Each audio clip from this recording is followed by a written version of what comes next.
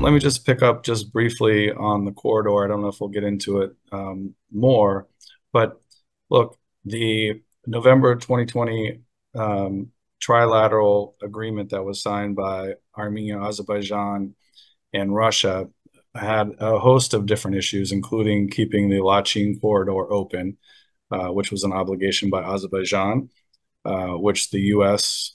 International courts urged Azerbaijan to keep open as opposed to blockading under false pretenses and basically starving the Armenian population of Nagorno-Karabakh. In terms of the corridor, and I was just recently in Armenia, and I have the doesn't matter, but the Crossroads of Peace initiative, where the Armenian government lays out these transportation connections links with a fundamental principle that's different than Azerbaijan or Russia.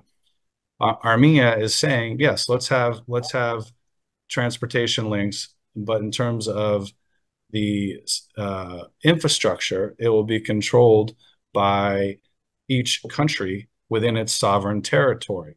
So the Armenian government is saying we're not going to have an extraterritorial corridor running through our country. I don't think any country would agree to such an action.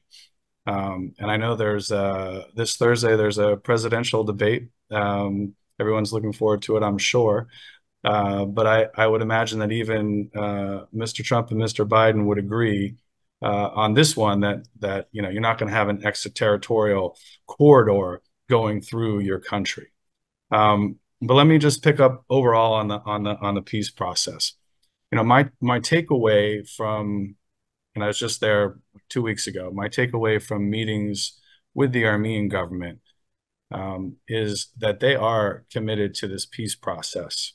But we, the Armenian Assembly, we do have deep concerns about Azerbaijan's commitment based on a long track record of warmongering and empty promises.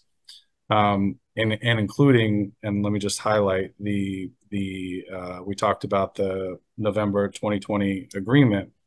Part of that agreement was to release all the prisoners. Azerbaijan has actually taken more prisoners since, including many of the Artsakh leaders who represented freedom, liberty, and democracy. They remain in prison today with little communication with their families, some facing torture, and none with access to due process of law. This group included former presidents, foreign ministers, the former state minister, Ruben Vardanyan, who is one of the most recognized leaders in the global Armenian community, and he was actively involved in various economic and humanitarian projects in Armenia and Artsakh, actually some 700 projects.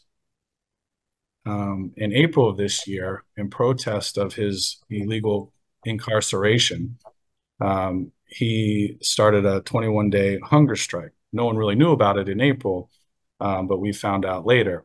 In response, Azerbaijan, according to his legal team, kept Mr. Vardanyan standing for hours, did not let him sleep, deprived him of water.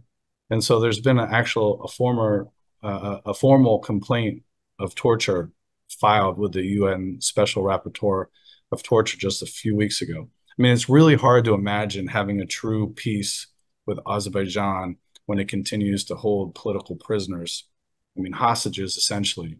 And it should be noted that the EU, members of Congress, including recently Senator Markey and the French Senate, have all called for a peace deal that includes the release of these prisoners. And I know our time is limited, so I'm not going to get into it all, but look, the State Department came out with their human rights report on Azerbaijan, and it highlighted a litany of significant human rights issues in Azerbaijan. And let me just, I'm not going to get into all of it, but essentially, the report talks about unlawful and arbitrary killing, torture and cruel and inhumane and degrading treatment or punishment by members of the security forces, sometimes life-threatening prison conditions, arbitrary detention, serious problems with independence of judiciary, political prisoners and detainees, serious abuses in a conflict, including deliberate deprivation of items required by civilian population and denial of humanitarian access, serious restrictions of freedom of expression and media, and it goes on. So look, this is the State Department Human Rights Report saying this. And so we remain deeply troubled, and we continue to urge the release of all the Armenian prisoners. And I'm sure we can pick up more on these issues.